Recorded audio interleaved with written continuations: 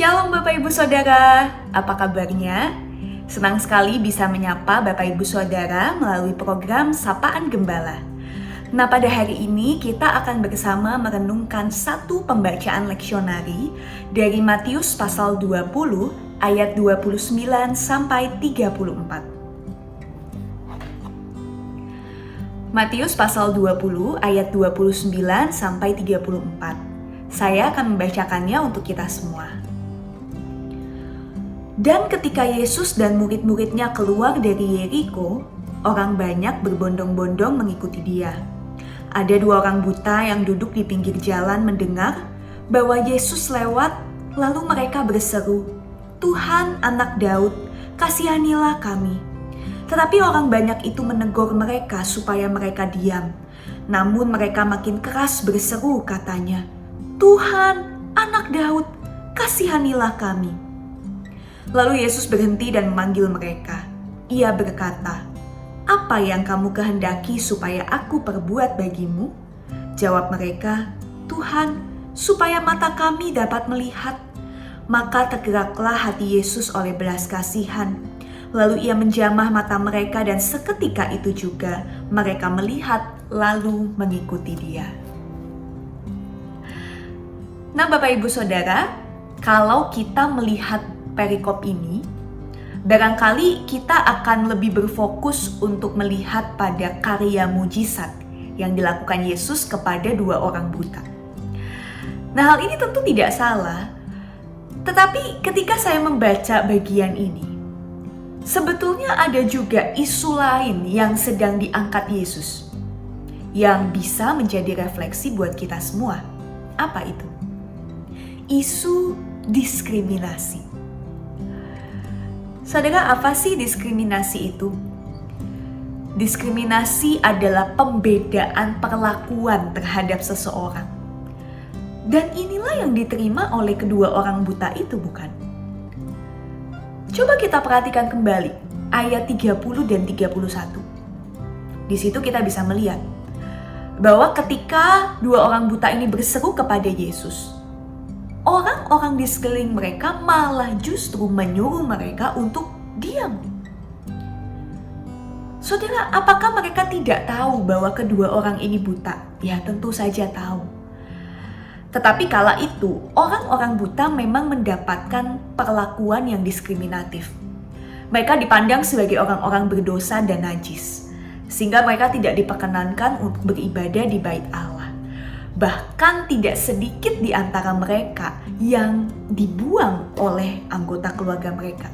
Dan akhirnya mereka hidup sebagai pengemis di jalanan. Jadi hidup mereka seakan-akan dipandang tidak berharga sebagai pribadi yang tidak berguna oleh orang-orang di sekitar mereka. Tetapi berbeda halnya dengan keberadaan mereka di mata Yesus. Saudara, kita bisa melihat apa yang Yesus lakukan. Yesus memanggil mereka. Yesus memanggil mereka.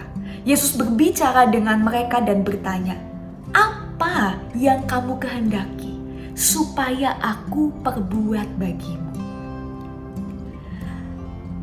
Saudara, bukankah pertanyaan Yesus ini menunjukkan bahwa dia begitu menghargai kedua orang buta ini?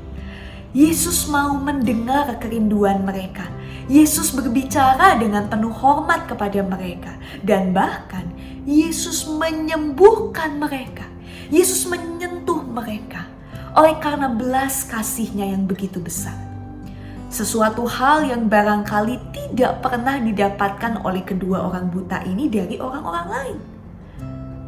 Jangankan diajak ngobrol, mungkin dilihat saja pun tidak.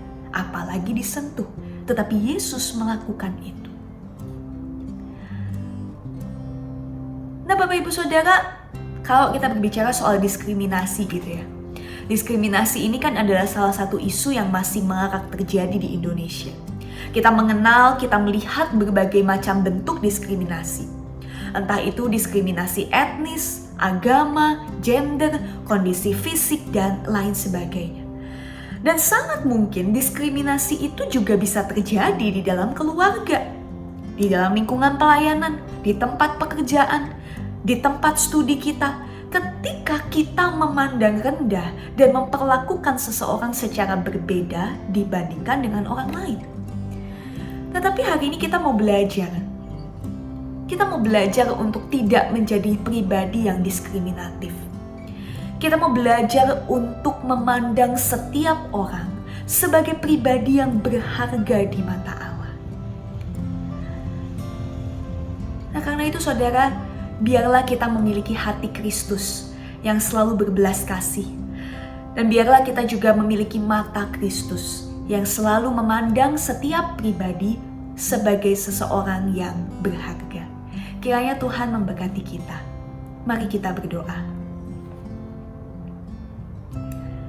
Ajarlah kami untuk memiliki hati dan mata seperti Engkau. Ajarlah kami untuk memiliki hati yang penuh dengan belas kasih dan mata yang selalu memandang setiap pribadi sebagai seorang yang berharga dan juga dikasihi Tuhan. Ketika dunia ini masih marak dengan isu diskriminasi, bahkan sangat mungkin kami menjadi salah satu korban. Tapi jangan biarkan kami terseret oleh arus dunia. Namun biarlah kami boleh tetap memegang teguh dan juga melakukan nilai-nilai firman Tuhan di dalam kehidupan kami. Terima kasih Tuhan, dalam Kristus Yesus kami berdoa dan bersyukur.